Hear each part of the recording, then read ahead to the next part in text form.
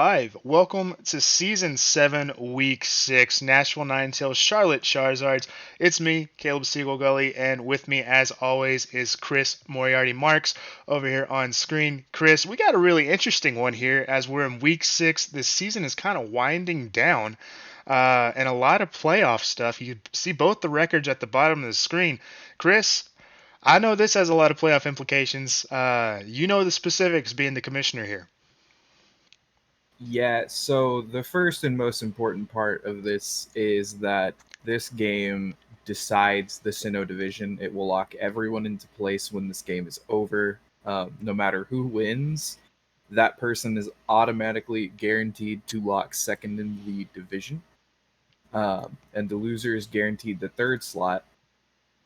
Because if Nashville were to win, either with a um, 2 point. Well, the lowest they can do is get 2 points here, correct? Right. Which would take them up to 3 points. They have the bye next week, which would then take them up to 5 points. Um, and that would mean that Charlotte would be playing to pick up their third point in week 7.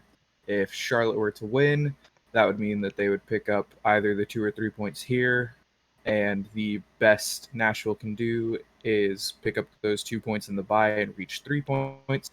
So if either team wins, they clear the other one automatically. Right. Uh, and the bigger thing that gets solved by this is actually the loser of this game is guaranteed to be in that playoff play-in game Mm-hmm. to determine whether or not they actually get to make it to the six-man bracket for playoffs. Yeah, as I pull up the overall standings we have here, you can see in Sinnoh, West Texas Wingles with 8 points, 12 differential. Charlotte with 2 points, Nashville with 1 point. Uh, Charlotte with those 2 points from the bye week from Zambia, that's what Nashville's going to benefit with in week 7 when they have the week off. Makes it really interesting because Hohen's been really good this so far this season, and you can see them division leaders topping the table. Toronto Trick Rumors with 10 points, Jersey City with 7 points. They play next week, and that'll probably be for the division title potentially. Chapel Haluch's Memphis Machamps, most likely one of those two teams is going to play the loser of this matchup, is what we're kind of looking at here. I'm really excited to see how this one plays out. I've played both these teams. Both these teams are very tough to play against. It's just uh, maybe momentum hasn't been in their favors, kind of the way I've looked at it this season. But pick up a win here. I think they can get hot for the playoffs. And we both were talking before this cast, playing through that play-in round. It looks like it's probably the best route. I think if you want to be from the Hoenn division, as well as the Sinnoh Division 3 seed, it's looking like it'll be a pretty good spot to move through. When we were discussing things earlier, I know the other guys have been talking about that as well. Uh, but talking about these teams here, we do have the team sheets. Chris was able to get those ahead of time. Uh oh, I appreciate the message there. So interesting. It looks like we're having technical difficulties with how things have been working. Um, hmm. Give me one moment and see what's going on. Chris, you're muted in our Discord channel. Oddly enough. Let me go look at settings real fast.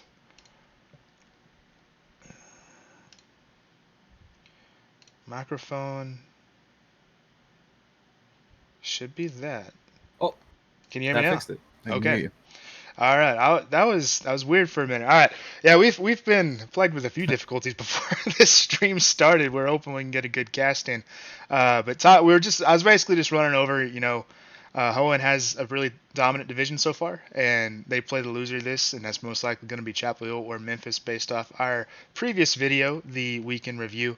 Uh, But as we reset, let's take a quick look at these teams because I see everybody's available in the Discord chat right now.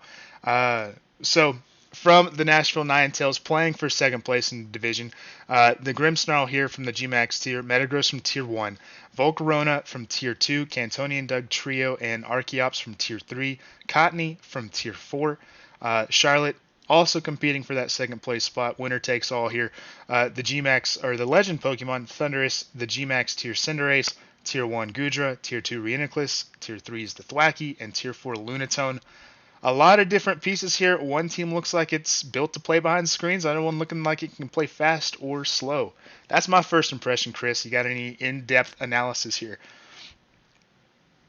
Yeah, so it looks like both teams kind of just want to do sort of the opposite things. It looks like this Charlotte Charizards team just wants to get in control and then try and do as much damage as possible in control in terms of the speed. And it looks like this Nashville side doesn't really care who's going first necessarily. It just wants to bulk up. It just wants to sit there, take hits, do more damage back. And I'm not sure which strategy I like better here, personally. Yeah, I really don't know either. Grimmsnarl being that prankster light clay user typically is what we've seen in ranked play, with the reflect and light screen being really impactful. Cottony here to basically be prankster taunts. There's two prankster users that we're expecting to see from Nashville here. The thing I'm kind of wanting to watch for is, do we see like Sucker Punch light weakness policy in the Metagross, or Doug Trio setting it off with Bulldoze? There's two Pokemon here that can easily set this Metagross off. As well as we've seen this Cottony Archeops pairing before with Worry Seed. That's kind of the game mode I'm seeing from Nashville. Harder to tell from this Charlotte side, basically, from what I'm seeing. I know you have some insider information just because you kind of helped build both of these teams this week. Yeah, that was a while ago, and I am missing quite a bit of information at this point. But yeah, one of the things that I like about this is that Archeops looks pretty good into a lot of what Charlotte is bringing. The exception being Gudra, and there's not really a Gudra answer here on the Nashville side unless this is some kind of like offensive Grimmsnarl. If Charlotte's willing and able to just pivot this Gudra around and deal with the Grimmsnarl quickly, which it looks like a lot of these Pokemon on their team can, Yeah. then I think that's a pretty reasonable strategy to go for. If you're Charlotte here, just do what's been working all season, let Gudra try and carry.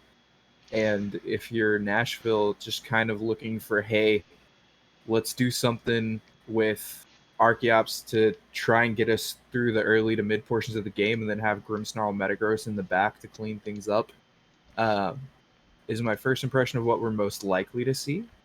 But yeah, this is a weird one. Yeah, it really is. Both these teams have had some very interesting play throughout the season as well. I mean, we do see the Thwacky setting grassy terrain, so there is a way to maybe get some solid poke there with Woodhammer and grassy Glide. That's something that I saw a lot of.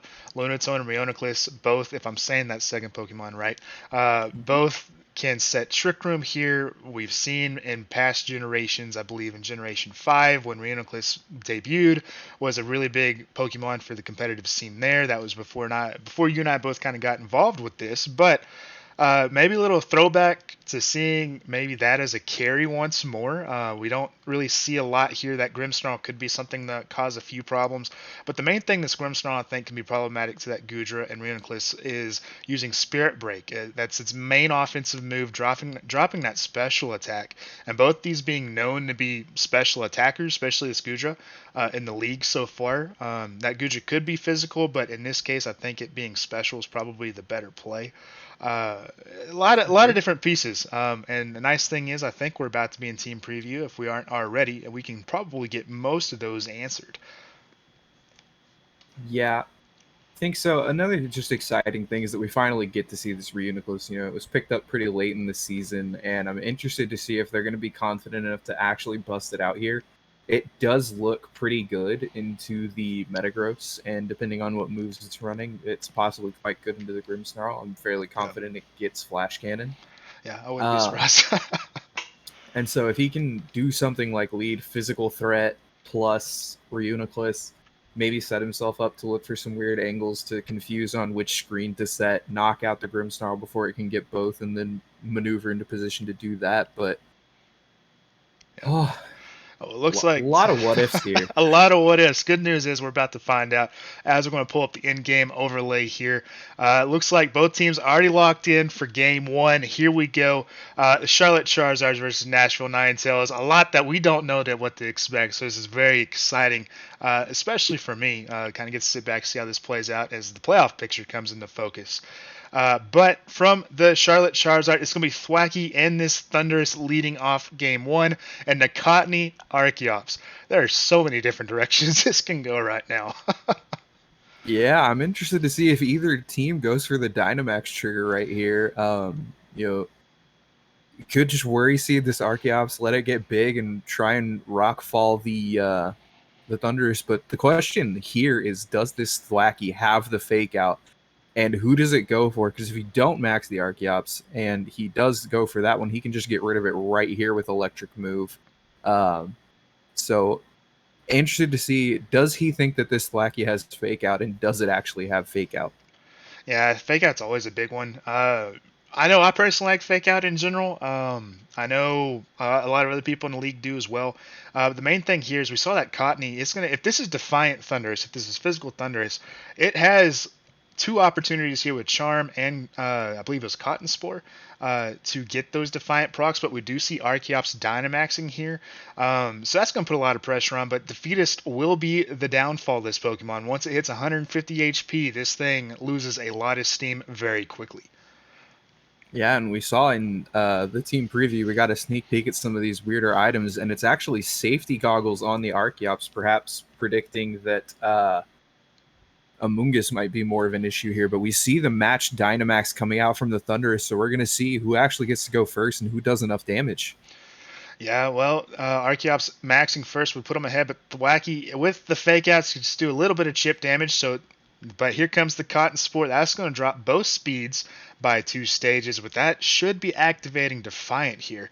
So +2 in favor of Thunderous. So if this Archeops doesn't pick it up here, they are in a lot of trouble. Yep, the Max Rockfall coming out, going into that Thunderous Oh slot. my word! Picks it up. Oh my goodness, I wasn't sure if that'd be enough. We know this thing has a massive attack stat at base 145, but that is enough to pick up the one shot. That's a lot of momentum in Nashville's favor right now, right off the bat. Turn one shot on a Dynamax is huge. Even though you gave him a Defiant proc, doesn't matter if he's not alive anymore. Yeah, perhaps just reading into a Tailwind or something there, not expecting this Archeops to be offensive, faking it out, but coming off of that head smash, that Rockfall is always going to be super, super powerful. I believe it goes up to base 150 power as the max move. Word. And that's so much power. that with that huge attack stat, just a massive start here for the Nashville. And now that the Sandstorm is up, this Archeops actually does have boosted special defenses. Now that there's no more fake out, it's super easy to go for this Worry Seed onto the Archeops to protect its damage output and just keep that Defeatist from activating. Right, that 1.5 boost from Sandstorm is a pretty big difference. A lot of things that you would otherwise not live, you have a chance, especially when you're Dynamax like this. So Gudra usually can get a lot of different water moves. You're really not underneath a ton of threat with Archeops here. As the timer's going down, it makes a lot of interesting layers here. But Thwacky with the Protect, so we will just see minimal damage if it's targeted here. Cottony using the Worry Seed in Archeops, turning off Defeatist and giving it the Insomnia. So we don't have to worry about any damage being cut down there. But Max Airstream ends at Thwacky, who is protected, does about a third. So a speed boost there for the Archeops. Yep, just trying to get this thing in position to actually carry, because as we were talking about in team preview, Gudra's really the only thing that this doesn't do a whole lot into, but the Muddy Water comes out, hits the Archeops, does just at about a third of the HP bar, That and Sandstorm being no really accuracy big. drops. Yeah. Yep. But as we're sitting here, you got to think, is there a way that Charlotte can kind of stall this Dynamax out to where it's just 1 KO? But I feel like if you do that, you give up a lot of pressure in the end game here, because I think Gudra has to stay alive after this last turn of Dynamax for Nashville is kind of my thought process if you're trying to turn this around in the latter half. Yeah, I mean, Charlotte's not in the worst position in the world here, right? This Goodra's on the field. It's super hard to actually do enough damage to, and your opponent's already kind of tipped their hand. They'd rather deal with this Thwacky. So that can kind of point you in the direction that they're trying to go. But I think, yeah, you just got to play safely around your Thwacky slot here. Maybe sack it. Maybe that is the move. And then just try and keep this Goodra alive. Get those Muddy Waters off. Hope for some of those accuracy drops to get yourself back in it. We see the Cottony switch out into a Metagross. Metagross is here. Grassy Glide to get a decent amount of chip damage into this Archeops before it goes down to max airstream here. So Archeops at +2 speed. Metagross on the switch in, getting that +1 is a nice little bonus for Metagross there. Stays out in front of anything that it would otherwise probably underspeeds, and a kind of a nice thing to see here. The Goodra using Flamethrower into the Metagross. How much damage is this going to do? That's a lot. But that is policy. Yeah, you get your policy. You're at +1 speed, but that hurt. I'm not confident that I like that switch in personally, but maybe with the speed boost, it's actually going to be out in front of some things. Maybe this has some speed investment into it in the first place. But if nothing else, now you got to pick which threat you're going to deal with. Do you deal with this Archeops, or do you deal with this policy boosted Metagross? But Cinderace coming out, that's pretty fast. That is pretty fast. I don't think +1 Metagross gets in front of that one. I would be shocked if it did. But Cinderace gets a lot of different moves. Libero, something to kind of watch for here, just to see what types it turns into throughout this battle. Will it get some resistances? Will it be able to pick somebody off? Main thing is, if it does have Iron Head, it does have a chance to survive what this Archeops is pressuring with. That's the main thing to see here. That's going to be a lot more beneficial than maybe High Jump Kick, most likely. Yeah, the problem with that's going to be that this Archeops is going to go first. He really needs to have Protect on this Cinderace here and use it, and he does. That's big. Getting to turn into the normal type is a fantastic benefit here. Metagross protecting as well, so we're going to stall a little bit on this turn by the looks of it. Archeops with the head smash into Cinderace, not going to do anything here. And Goodra using Ice Beam. This is going into the Archeops. That will be enough to pick it up. Goodra coming up with a clutch KO there to kind of pull this one back in Charlotte's favor. Yeah, an excellent turn from Charlotte, and honestly a pretty good turn from Nashville as well. They made the pretty good obvious play. It's game one. You got to check and see if it does have that Protect, or if you can just get the free game one here. But Charlotte matching the Protects there, also fantastic, because now you know that it's significantly less likely to Protect this turn, and if it does, only a 33% chance that it works. So you can just freely target this Metagross slot, get out in front of it, and see what you can do. Yeah, that's the main thing here. And you also have a lot of different possibilities. This Cottony can kind of mess with these speed tiers with this Cotton Spore as we see that comes out. That's going to drop both speeds by 2. And with Metagross at +1, that might be enough to get out in front of this Cinderace now. Metagross moving next with Ice Punch into Goodra. That will be enough to pick it up once that policy was procced. Goodra going down. But this is Cinderace Powerball. It's going to be a fire type again. Will it be able to hit is the main thing. And with the animation going through, that will confirm that it will pick up this Metagross. But -2 speed Cinderace doesn't feel great for this in-game. Yeah, but it all depends on what's coming out. Because if it is, I believe we saw the Volcarona. It's not a whole lot of particularly good damage, especially if this Cinderace can keep itself in good typing for the attacks it's about to get hit by. Anticipating that it likely has Iron Head, which will help deal with that bug type offense that we expect from Volcarona, and being a fire type resists the fire typing and makes you immune to getting burned by the Volcarona. So I believe we're more likely to see him just stick with that and try and get some damage off into this Volcarona that is likely to be higher damage output, I would believe. I don't know if we've seen the Cinderace item, but I believe it was Life Orb after that last turn, if I remember right. But Volcarona does use Protect, so it will stall out a turn here.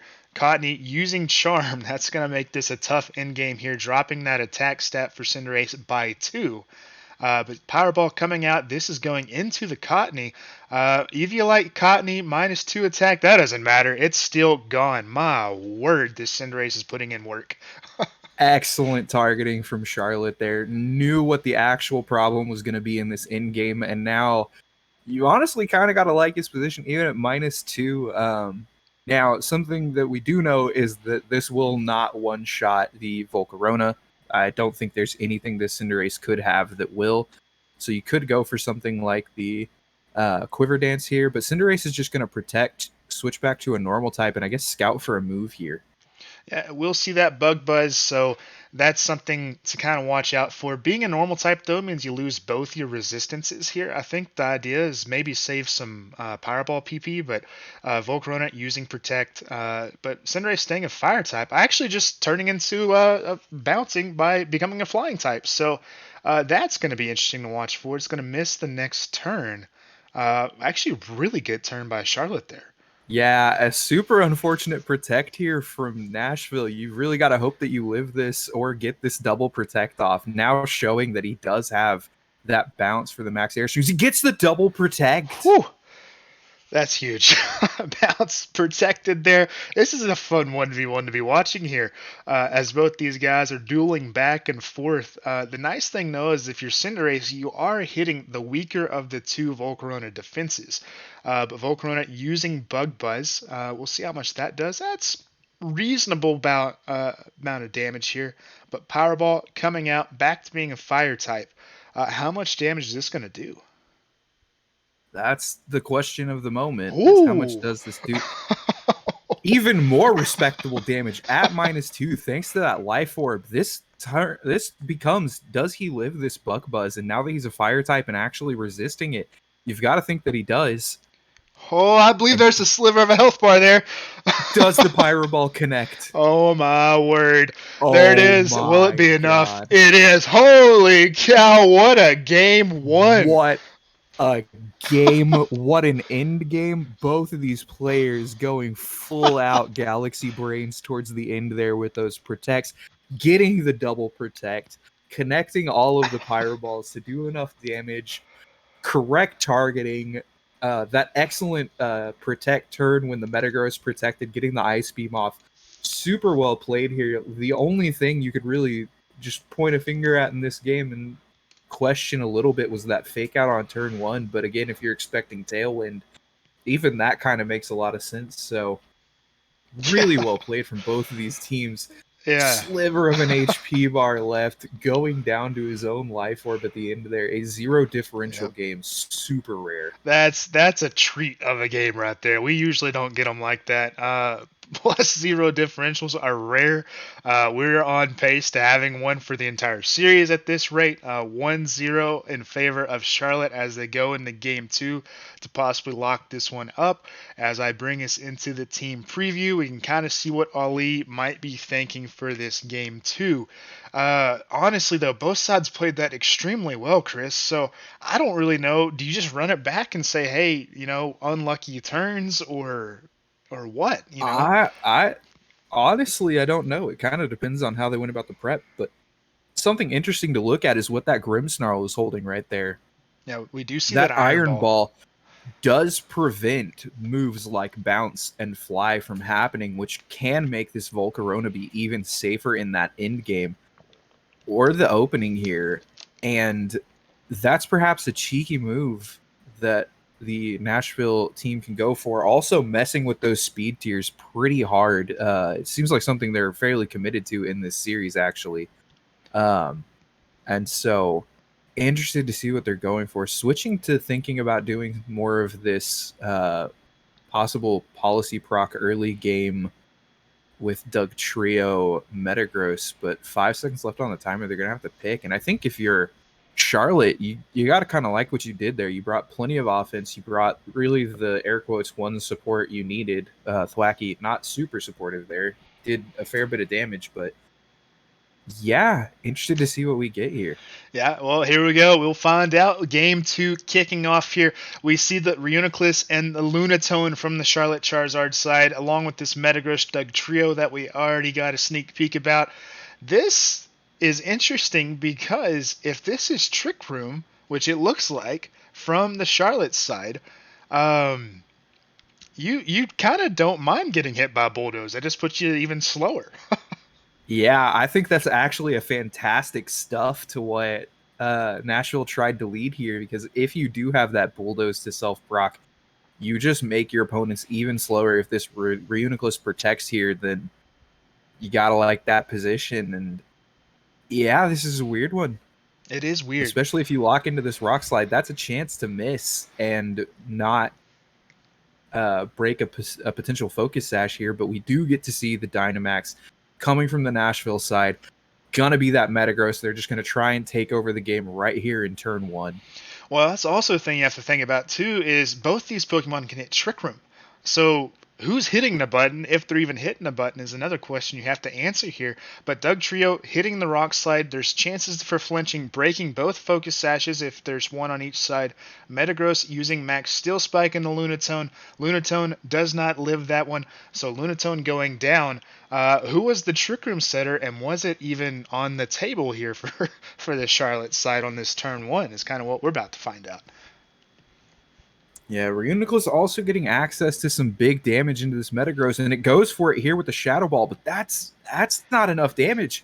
Now it's got that policy for free. You don't have the Trick Room, and honestly, a fantastic read on turn one from Nashville to know that they needed to hit that Rock Slide, and fortunate to connect it on that Lunatone, if it was indeed Focus Satch, which I believe it is. I'm going to cheat and go with it. Yeah, most of the time it has been historically in our league, so I wouldn't be surprised if it wasn't in this case. But I cheated. It is. It is Focus Sash. All right, so that was a good turn by the Doug Trio, because if it goes for the bulldoze, the Lunatone stays intact because of levitate.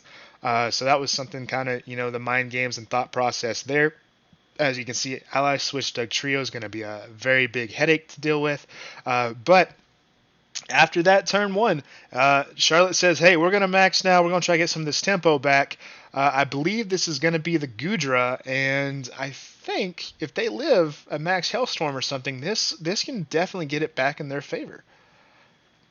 Yeah, you'd like to think so, but being boosted up, and especially with what we know is going to be the ally switch here, it's super problematic. And something we might not be fully considering here is that this Doug Trio could be Arena Trap, which means he's forced to just stick with this. But the Max Flare comes out first, aiming at that Metagross, going to instead hit this Doug Trio, set up the Sun, not pick up the KO.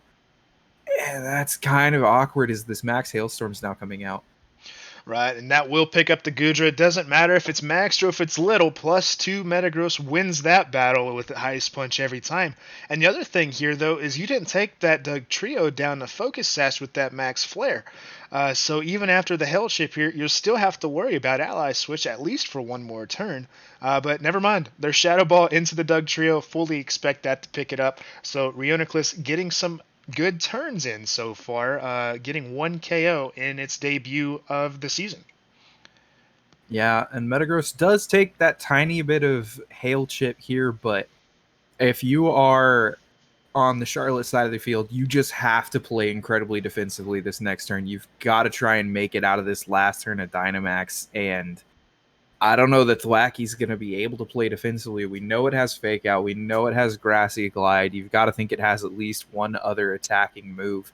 Does it actually have the Protect here, and does that matter against this boosted Metagross? Is this just going to be the 1, 2, 3, 4 for Metagross? Right now, it kind of looks like it. It's done it so many times in the league. Wouldn't be surprised. But we did get to see a sneak peek on that Grimmsnarl set, saying that it is not screens at all, which I guess the Iron Ball would kind of tip us off on that. So we saw Fake Out, Spirit Break, Taunt, and I believe Trick as the 4 moves there. So we know Grimmsnarl can cover a lot of different moves, so that's going to be a lot of different variety maybe in this game 3. As Fake Out hits Thwacky, which didn't go for the Protect, Metagross using Max Steel Spike into Reuniclus, who also didn't Protect. That'll be enough to pick that one up. This is definitely looking more and more like a 4 KO sweep for Metagross after that policy activated. Yeah, just never actually got in the position to do enough damage to be lethal to the Metagross here from the Charlotte side. And unfortunately for them, that is exactly what you have to do. gifted a lot of that damage in the first game, but here Nashville just leading it, getting it big, saying there's no way this thing's taking any unpredicted chip damage, and you're gonna have to adjust. That trick room play did not work if you're Charlotte, and I think you're at the point in the game where you can start thinking about what does game 3 look like? How do I adjust while your opponent is still thinking about all the options and trying to secure that one up. Yeah, that's the main thing here. Knockoff from Thwacky, that's not going to do a whole lot of damage after those those 2 steel spikes we saw. Metagross using Ice Punch into Thwacky, that'll be enough to clear up this game. So Nashville quickly responds with a 4-0 in their favor. No, 3-0. 3-0 differential. That Dugtrio did go down, but 4 KOs for the Metagross. That was a very, very strong answer from what game 1 was. Yeah, and that turn 1 looked good too. Just weren't ready for that rock slide counterplay to come out. And I guess not particularly prepared for the Metagross to Dynamax. I think if you've done your homework, you would know how much damage you're going to do into that Dynamax Metagross. That is absolutely something you should be calculating every time against this team. And that was never going to be enough damage. Unfortunately. Because it didn't even drop it below 50% HP, it would have lived that even if it was small Metagross, since Dynamaxing just doubles your HP bar. Right. And yeah, you got to be scared about proccing that policy every time there. I guess the thought process may have been that you hit it, you activate your Trick Room, and then you get to be the one to hit it again, but not matching the Dynamax there against the Metagross, I think, was one of the biggest issues for the Charizards there. And you got to kind of say, not bringing that Cinderace that really clutched up in game 1 felt kind of incorrect. I know you're going for the Trick Room angle, but maybe you play it out, you stall out your own Trick Room, especially knowing that you have Protect on the Cinderace, and try and look for an angle like that to clean up the game with the Cinderace in the back end. But yeah, I think what we're most likely to see is that Nashville's going to go back to what they just did, and hopefully Charlotte will just recognize that and open something like Thwacky Cinderace and just go crazy. Honestly, I think that's if you're gonna match this Dugtrio Metagross, that is 100% the play, because now you're pressuring Dugtrio with the Thwacky. You also have Fake Out. Cinderace can target into the Metagross. You can also immune your fire weakness with going bounce on something. But we do have a very fun game 3 here. This turns out to be, we expect this to be a great series. Both teams fighting for that second spot in the Sinnoh Division for that first round bye the playoffs. And here comes the Goodra and the Thwacky from the Charlotte Charizards and the Dugtrio Metagross. Once again, from what we just saw in game 2. Yep. Almost what we were expecting here. Maybe the play here is that Goodra wants to set up the Sun for the Cinderace to play in the back end. Maybe he thinks that will do the correct amount of damage. But this Dugtrio, I believe we've confirmed, is Arena Trap. So he's stuck with this opening, and it's going to be interesting to see what he does. Does he go for double super effective damage? Hit that knockoff while the Metagross still has an item so that it's actually that boosted amount of damage, and go for something like the Max Flare, knowing that you're going to give up the policy and trade Goodra's life for it. But here we go. Yeah, tricky position. Here we go. Metagross maxing again. Ali said, hey, that worked out game 2. We're going to do it again for game 3 with everything on the table here. You kind of like it. Also, that Bulldoze is going to drop down the speed by 1 stage on the opposite side of the field. So that Metagross, if it wasn't already in front of the Scoodra, it will be now. But Thwacky going for Grassy Glide into Dugtrio. That's enough to take it to Sash. So that was a fun little call right there. Now the trick is, does Goodra live it if it's hit? Probably not. Yeah, unfortunately, after this weakness policy, we saw that this KO's Dynamax Goodra. There's no way that little Goodra ever is going to live this. But so many come, here comes Kamehameha and Dead Dragon. Dead Dragon, but hell active. that will KO the Doug trio. So he did his job, but you don't have to worry about ally switch anymore, as that's a self-inflicted KO that Charlotte will not pick up for this series. But that does allow you to bring in possibly the Cinderace here. Maybe try to use it to really threaten this Metagross. I would like to see the Cinderace. I don't know if you want to save it for when this Metagross is little, or if you want to target it while you're both Dynamaxed. I think you can also look for, if you have it, the Thunders to come out here, right? It's going to be a little bit harder for this Metagross to do good damage into it. You're going to force it to be going for that non-stab ice move, not boosting its stats. And I think at this point, playing to an end game where it is the least boosted up for Cinderace to try and deal with might be the right play, but the Cinderace does in fact come out to try and stop this right here. Yeah, and I think it's a good call, but you do have to worry about Charm here. I think the main thing is you have to protect your Cinderace the best you can, either by using Bounce to mitigate some of these Dynamax turns, or being a flying type and getting rid of this Cottony as early as you can so you don't have to worry about getting Charmed down. Thwackey can do some respectable damage. Downside is both Cottony and Metagross are going to resist any Grassy Glide or Wood Hammer, or that knockoff that we saw after all the defense boost on that Metagross isn't a ton of damage, unfortunately. So yeah, that's the downside here, is it's all coming from this Dynamax slot that Charlotte is going for. An interesting play could have been knocking off that Eviolite and bouncing into that slot, just to pretty much guarantee that that Cottony goes down if it connects. But we see the Dynamax come out from the Cinderace. Will it be Protect? Will it be an attack? The world may never know. Well, we do see Charm taking this attack stat down too. So unable, if you want to pull the Cinderace, you have to injure Dynamax. But we do see Fireball into the Metagross. That's going to take it down to a little above half health.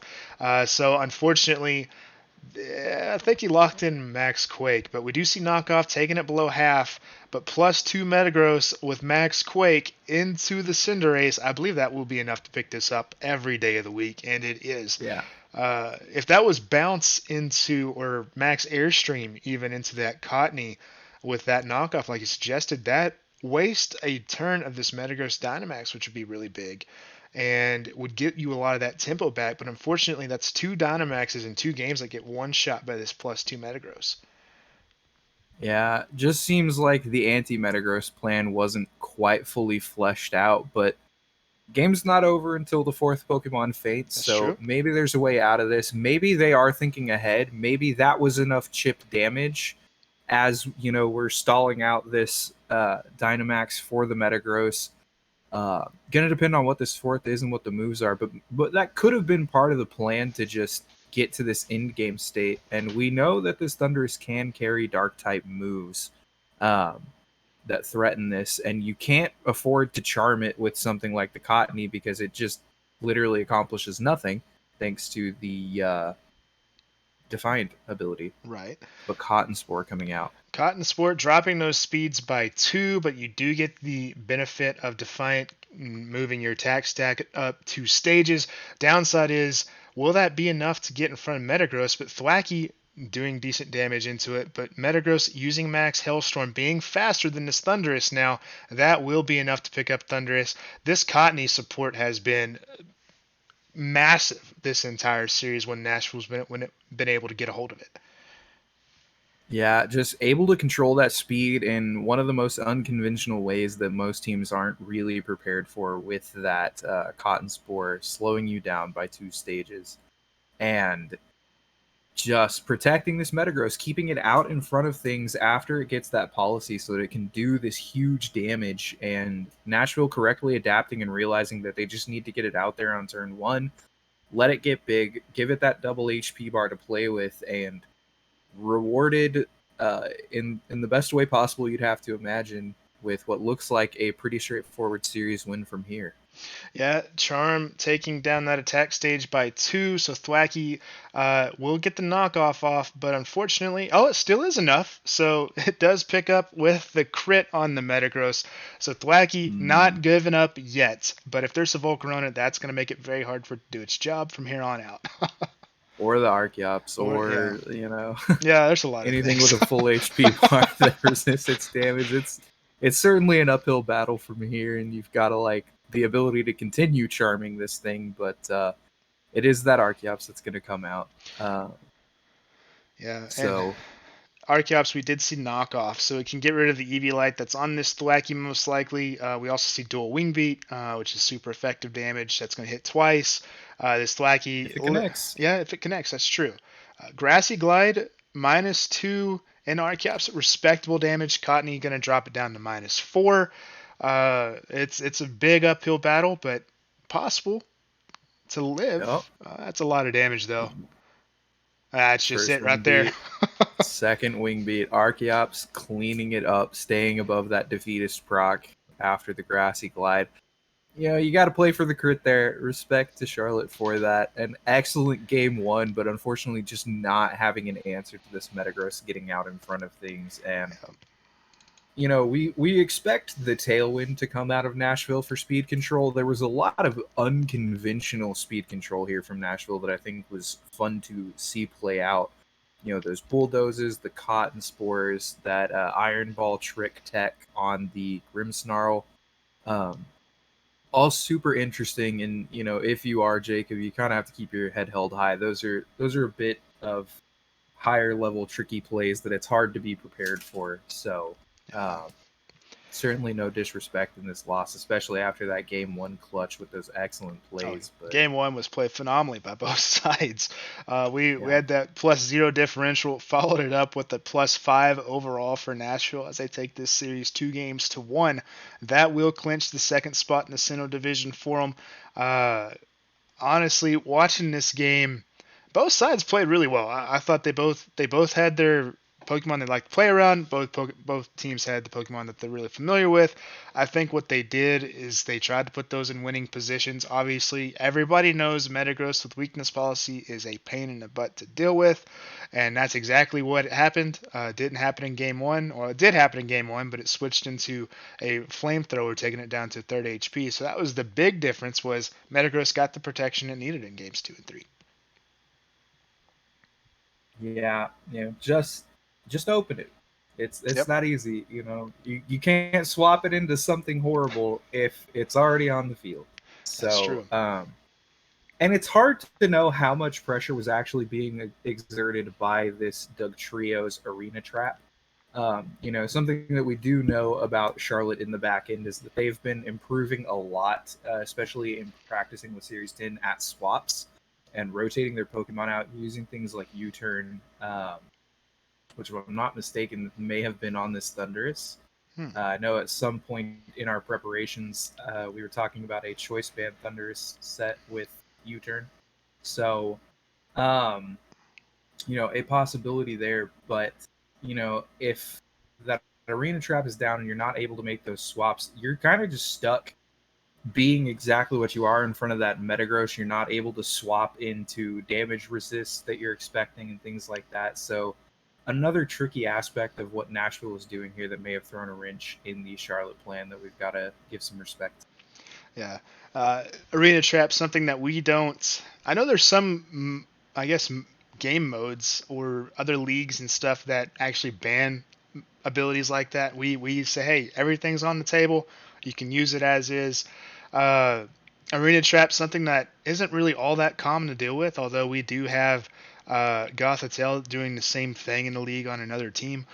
So it's something that as we have been going through this, a lot of things that we're having to grow and adapt and understand. Hey, this is a really strong ability, and if you don't match up right out at the gate, it's unless you get KO'd. Unfortunately, it's really hard to get the positioning battle that you want. Uh, Especially deal with this Metagross because like we did see Cinderace in game 3.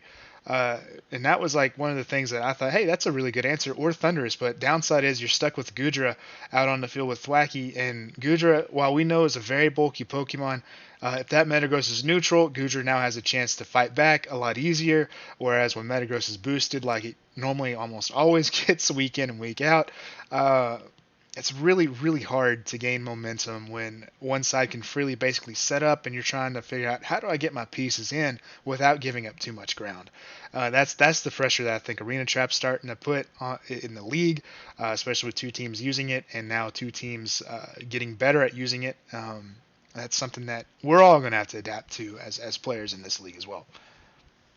Yep. And unfortunately, with this loss, that does lock Charlotte into that play-in game. They do get to have their last game next week to get a little bit of taste for blood on the other side of things. I believe they play Chapel Hill. Correct Right. me if I'm wrong. I think that's right. I think that's the one they haven't played yet. Yeah. So a prospect there, depending on how things wrap up for Memphis, that could actually be the play-in match. True. Especially if Charlotte is able to pick up the win there, which bodes well for them in that playoff game. But a lot of the playoff picture just got solved. The Sinnoh division is now locked, and Right. we do know at least one of our play-in teams. We do, and that makes it's always fun these last 2 weeks of the season as the playoff pictures get filled out.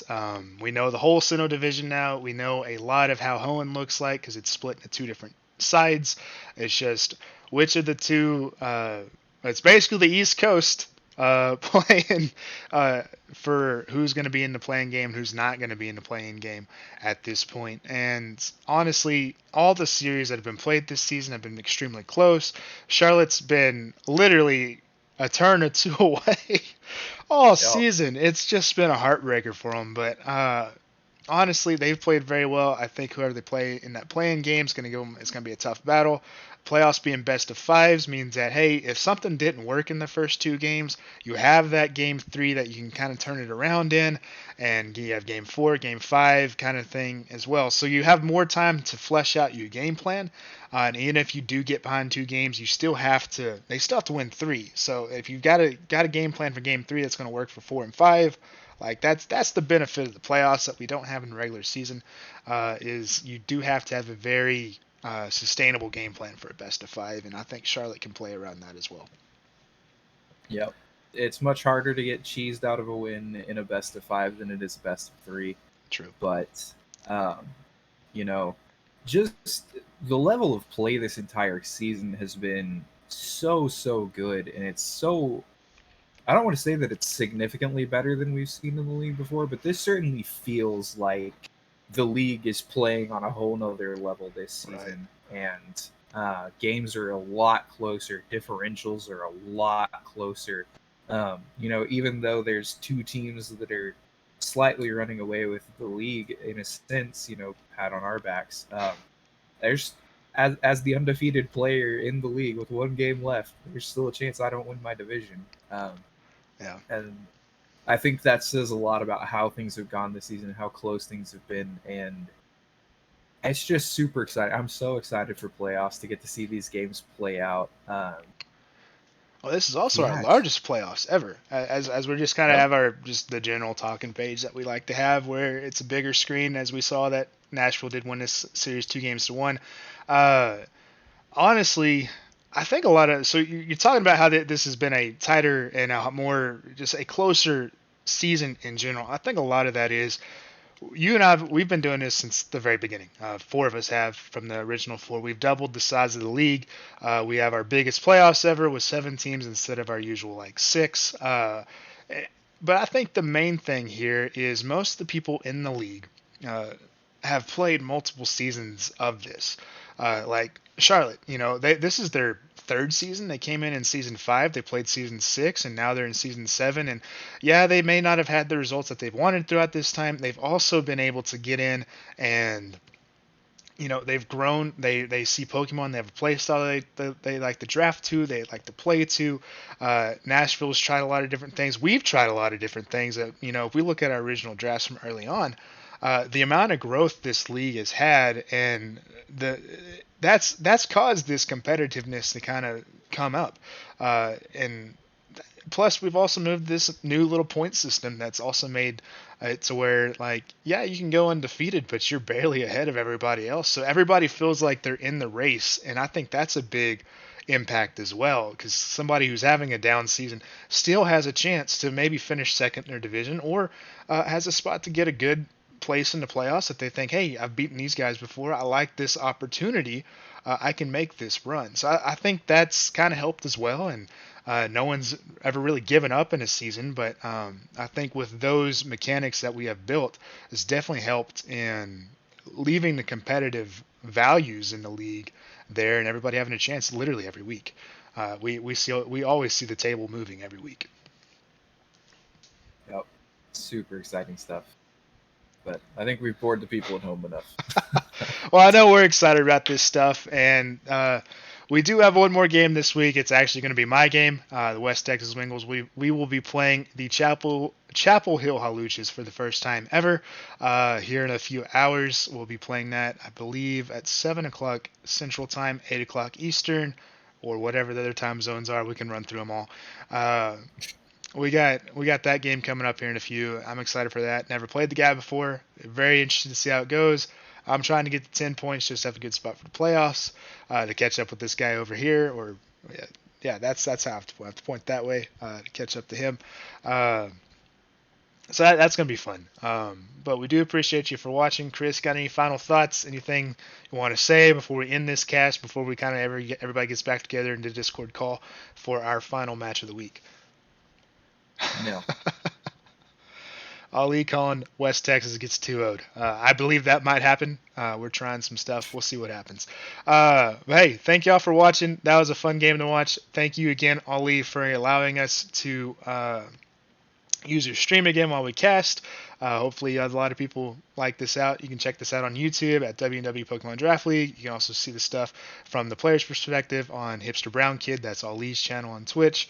And then you got Chris here with Texas Two-Step Bot. He always does a lot of comprehensive breakdowns on how he builds his team. So a lot of different ways you can get this WW Draft League content. We're trying to put it out as often as we can. But we want to thank y'all for watching. You have a great one. We'll see you in the next cast or the next game.